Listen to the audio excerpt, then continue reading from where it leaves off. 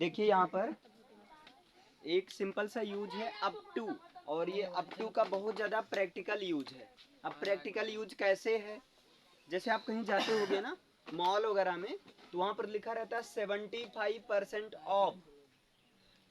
अब ये 75% ऑफ का मतलब क्या होता है, तो वहाँ पर ऐसे लिखा रहता है 75% ऑफ मीन्स होता है अप टू 75% ऑफ। याद रखना, डेट मीन्स होता है अप टू 75% ऑफ। इसका मतलब 75% तक ऑफ है ना। हो सकता है कोई ऐसा सामान हो जिस पर कोई डिस्काउंट ही ना हो, क्लियर है। हो सकता है कुछ ऐसी चीज हो जिस पर डिस्काउंट हो, है ना। सिचुएशन डिपेंड करेगी यहाँ पर। तो अप टू का यूज आपको करना है तक के सेंस में, बात नहीं इधर। अप टू का यूज किसके सेंस में करना है, तक के सेंस में, जब एक लिमिट की बात हो, है ना। तक के सेंस में बात करना। जैसे मैं कहूँ मैं 10 तक गिनूंगा, मैं 10 तक गिनूंगा, इसका मतलब कहाँ से, एक से। मैक्सिमम लिमिट कितनी है, 10 है। मैं 10 तक गिनूंगा। अब क्वेश्चन आता है मैं क्यों बता रहा हूँ ये चीज। एक्चुअली तक के लिए ना माइंड में सबसे पहले क्या आता है, टिल या अनटिल, है ना। तक के लिए दिमाग में सबसे पहले क्या आता है, टिल। टिल मीन्स होता है तक नहीं। यहाँ पर ध्यान देना, जब एक मैक्सिमम लिमिट की बात हो, जैसे मैं 10 तक गिनूंगा, तो इसकी इंग्लिश क्या होगी, I will count, I will count up to 10, up to 10। क्या, हाँ सेल में भी रहता है, नहीं आई बी के साथ सेल लगता है, कोई दिक्कत नहीं। ग्रामर में आई बी के भी साथ में किसका यूज होता है, किसका यूज होता है, पंजीरी। जैसे देखिए अगर मैं कह दूं 75% तक डिस्काउंट है ना, 75% तक डिस्काउंट है, तो इसकी इंग्लिश क्या हो जाएगी, there is a discount, there is a discount. और 75% तक, इसका मतलब मैक्सिमम लिमिट कितनी है, 75। तो यहाँ क्या लिखोगे, up to 75%, up to 75%। Clear है। तुम्हें एग्जाम में 90% तक नंबर मिलेगा। इसकी इंग्लिश बनाइए आप लोग, मैं देखता हूँ किसका सही रहेगा।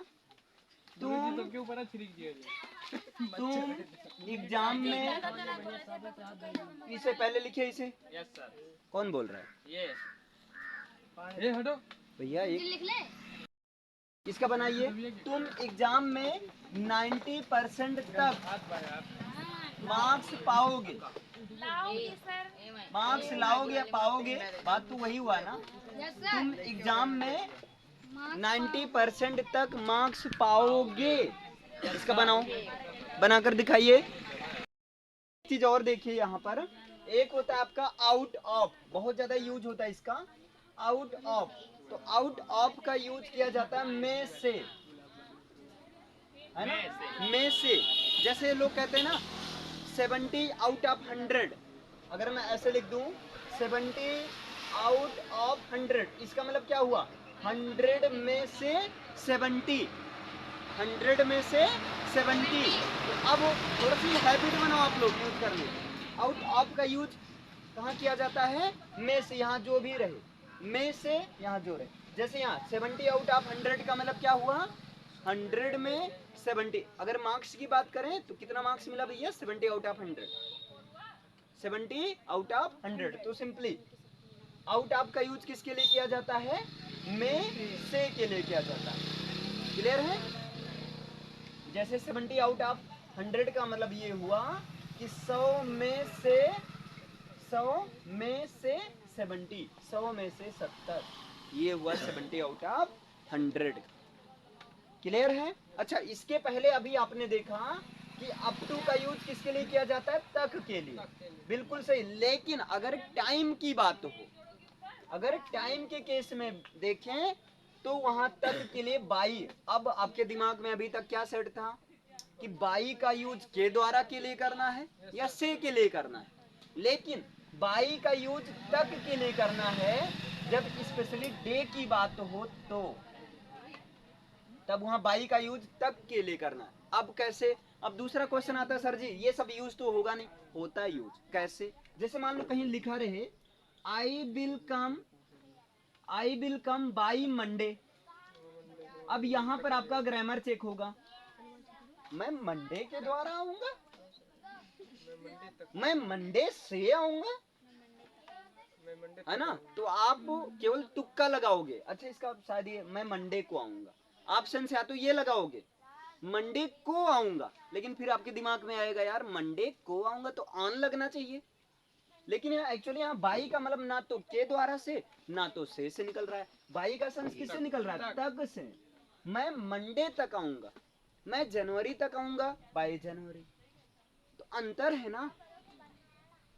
क्लियर है? तो जैसे अभी तक आपने देखा था कि बाई का यूज जनरल यहाँ बिल्कुल सही है, के द्वारा के लिए करना है, लेकिन बाई का यूज से के सेंस में वहां करना है जब एक व्हीकल्स की बात हो, सवारी की बात हो।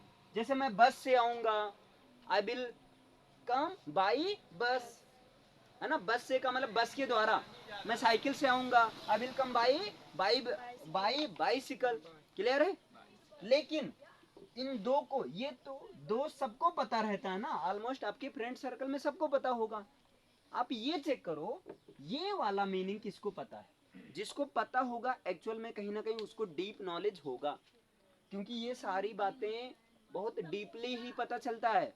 ये तो सरफेस लेवल से सबको पता रहता है, आउट ऑफ भी पता रहता है, क्योंकि आउट ऑफ लोग बोलते रहते हैं, है ना? इंग्लिश मीडियम वाले बच्चे तो कुछ ज्यादा ही बोलते रहते हैं। जैसे 45% आउट ऑफ 50%, इसका मतलब 50% में से 45, तो आउट ऑफ का यूज करना में से, लेकिन यहाँ पर बाई का यूज तक के लिए करना जब डे की बात हो। तो इस तरह से देखो, ये जो आप एक एक पढ़ रहे हो ना, इसका बेनिफिट यही है। बेनिफिट क्या है कि जैसे मान लो इंग्लिश का कोई सेंटेंस लिखा हो, या मान लो मैंने ही आपके पास मैसेज किया कि I will come by Saturday. अब आपके दिमाग आप क्या समझे? मैसेज से आपने गलत सेंस लगाया, आपने सेंस या तो मैं मंडे के द्वारा आऊंगा, नहीं ये तो होगा नहीं, आप खुद एनालिसिस करोगे। मैं मंडे से आऊंगा, नहीं नहीं। अच्छा इसका शायद सेंस ये हो सकता है कि मैं सैटरडे को आऊंगा, जबकि मैं कह रहा हूं मैं सैटरडे तक आऊंगा, यानी कि बीच में भी आ सकता हूं, लेकिन मैक्सिमम लिमिट मेरी क्या है? एक तरह से सैटरडे है। क्लियर है? दोनों में अंतर है कि नहीं? सैटरडे को आऊंगा और सैटरडे तक आऊंगा। एक में मैंने फिक्स कर दिया, दूसरे में मैं फिक्स सैटरडे तक आऊंगा, हो सकता है संडे को आ जाऊं।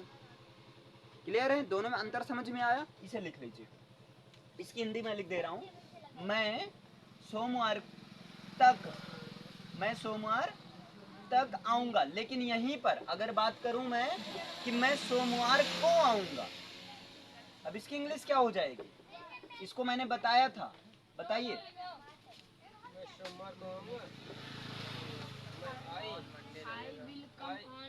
यहाँ ऑन लगेगा ना, मैं सोमवार को आऊंगा। अगर इसकी बात करें तो इसके लिए आप क्या लगाओगे? I will come on Monday. यहाँ पर अब बताओ, ऑन का यूज अभी तक किसके लिए करते थे? पर के लिए, लेकिन अब तो इस तरह से देखो, अगर आप पढ़ रहे हो, खासकर कोचिंग वगैरह पढ़ रहे हो, अगर कुछ नई चीज नहीं सीख रहे हो, मतलब पढ़ना बेकार है। याद रखो भाई, अगर जो तुम्हारे दिमाग में भरा है वही सीख रहे हो, अपने आप को अपडेट कर ही नहीं रहे हो, क्या मतलब है यार? कुछ नया सीखो पर डे। इसका क्या होगा? आई विल या आई शैल, कोई दिक्कत नहीं इसमें। I will come on Monday. अगर मैं ऑन मंडे लिख रहा हूं या बाई मंडे लिख रहा हूं तो दोनों का सेंस अलग अलग है। इसे लिखिए पहले।